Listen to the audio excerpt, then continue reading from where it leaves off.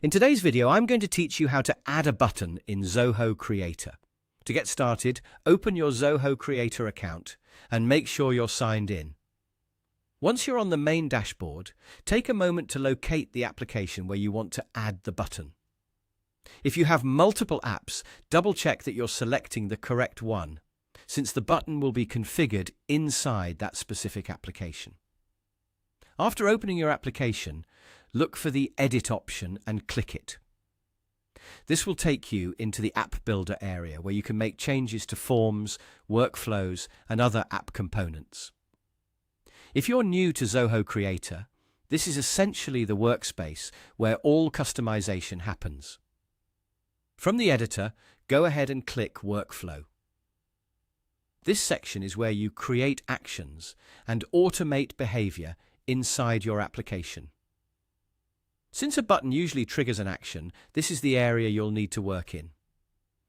Take your time here and make sure you're in the right workflow section for the part of the app you want to customize. Next, click Add New Action. This is the option that allows you to create a new action connected to your app, including a custom button. Once you open it, you'll be able to start configuring how the button should appear and what it should do. This is the most important part of the setup, because the button's purpose depends entirely on how you customize it. Here, simply customize the settings to add your button.